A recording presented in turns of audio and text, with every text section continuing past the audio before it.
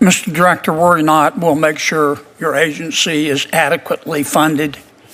This judge you arrested in Wisconsin, she was breaking federal law, wasn't she? You remember Lisa Page and Peter Strzok, don't you? Yes, Senator. Mr. Strzok worked for the FBI. Mr. Strzok worked for the FBI. I think Ms. Page worked for Justice. The Inspector General found in its investigation that they hated President Trump and they really wanted Secretary Clinton to win. Is that true? Did Jeffrey Epstein hang himself or did somebody kill him? Welcome to Liberty Watchtower. Liberty Watchtower keeps you informed, engaged, and ready to think critically. Subscribe and stay tuned. Freedom starts with awareness. Now, let's dive in. In a highly charged and politically sensitive Senate oversight hearing, a U.S. Senator confronts the director of the Federal Bureau of Investigation, FBI, over a series of controversies that symbolize growing concerns about bias, accountability, and transparency within federal law enforcement agencies. The session reflects broader national tensions around the role of the FBI and Department of Justice, DOJ, in politically charged investigations, enforcement decisions, and high-profile legal settlements. The questioning is sharp, direct, and accusatory, focused not only on past actions, but also on the perceived erosion of public trust in federal institutions. The senator raises a wide array of topics that touch on immigration enforcement, election integrity, government transparency, and unequal treatment under the law. First, the senator opens by discussing the arrest of a state judge in Wisconsin, who allegedly interfered with federal immigration enforcement by assisting an undocumented immigrant in evading custody. This issue raises a constitutional question about the relationship between state and federal law, and whether judicial officers are held to the same legal standards as ordinary citizens when they violate federal statutes. Mr. Director, worry not. We'll make sure your agency is adequately funded. This judge you arrested in Wisconsin, she was breaking federal law, wasn't she? Yes, that's why we arrested her. She was helping an illegal immigrant escape being taken into custody. Is that right? Yes, and the field agents decided to open the case, work the case. And as Americans, do we get to pick and choose which laws we want to follow? We do not. If you're a state court judge, do you get to decide you don't want to follow federal law? No. And if you violate federal law, you get arrested, don't you? Yes, Senator. That's called equal treatment under the law, isn't it? Yes, Senator. You remember Lisa Page and Peter Strzok, don't you? Yes, Senator. Mr. Strzok worked for the FBI. Mr. Strzok worked for the FBI. I think Ms. Page worked for Justice. The Inspector General found in its investigation that they hated President Trump and they really wanted Secretary Clinton to win. Is that true? That's correct, sir. And this would be the same same Ms. Page who sent an email to Mr. Strzok with whom she was having an affair. Trump's not ever going to become president, right? Right? And Mr. Strzok with the FBI, senior official at the FBI, replied, quote, no, he won't. We'll stop it.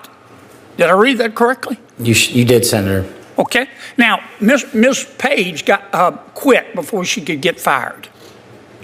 Mr. Strzok was fired. And predictably, they filed a lawsuit because in Washington, it's easier to divorce your spouse than it is to fire a federal employee. Why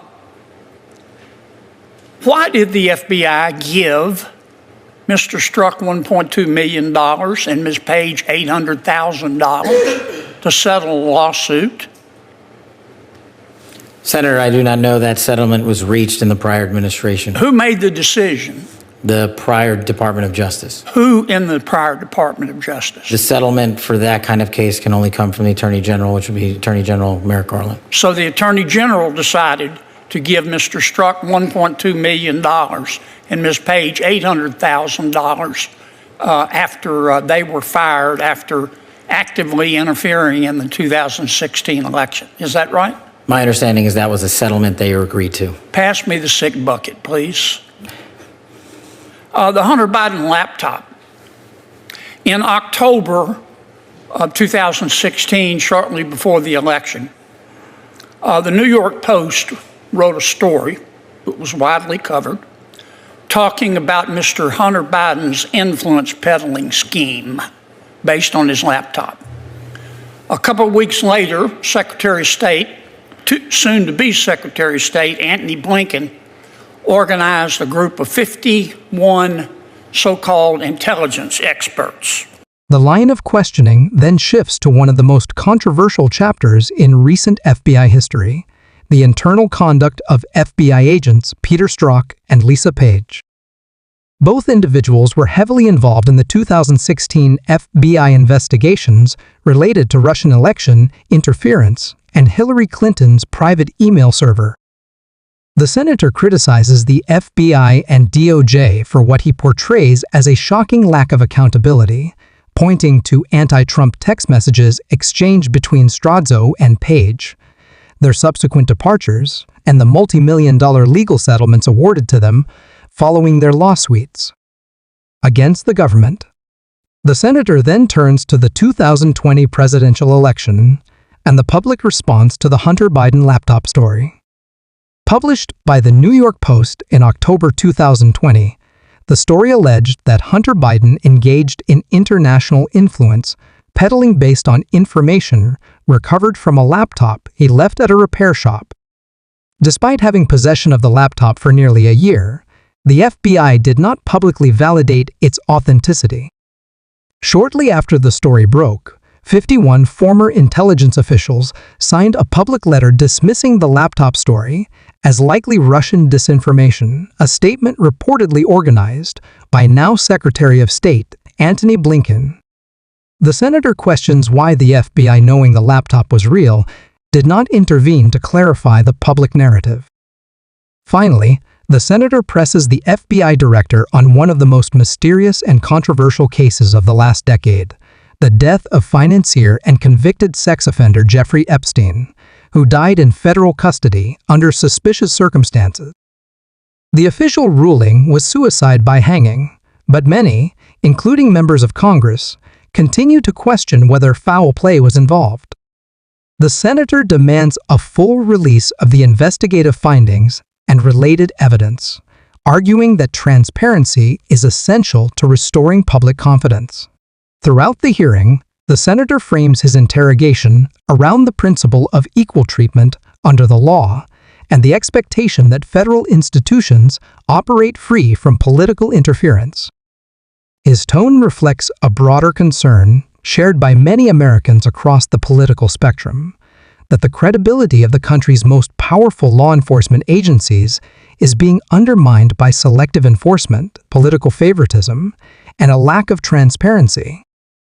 This hearing is not just a procedural check on executive branch agencies, it is a dramatic and revealing glimpse into the growing rift between elected officials and federal law enforcement, highlighting the ongoing struggle over truth, accountability, and the rule of law in a deeply divided nation.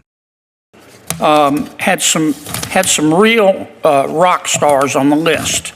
Jim Clapper, John Brennan, Michael Hayden, Leon Panetta, and they said, oh, no, the story in the New York Post is not true. It's based on Russian disinformation. You remember that? I do, Senator, as the lead investigator for Russiagate for the House Intel Committee. Yeah. The FBI had had the laptop for 10 months, hadn't they? They did, Senator. So the FBI knew right before the election that it wasn't Russian disinformation, didn't they? And that was confirmed by the Inspector General's report. Yeah, who at the FBI refused to let the FBI tell the American people the truth? I don't have that name in front of me, sir. Well, would you look? I will, sir. I'd like to know. I'd like a name, not a division. I'd like the name. Person with a brain and a beating heart. Yes, sir.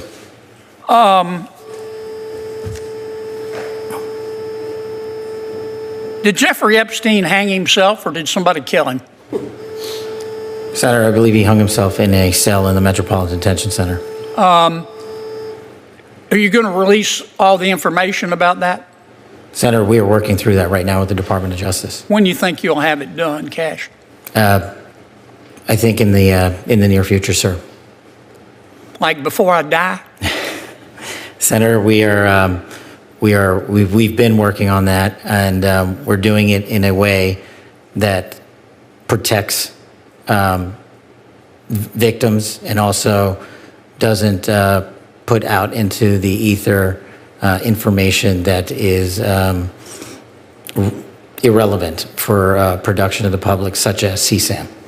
Thank you, Mr. Chairman. Senator Reid. Thank you very much, Mr. Chairman. Thank you, Director.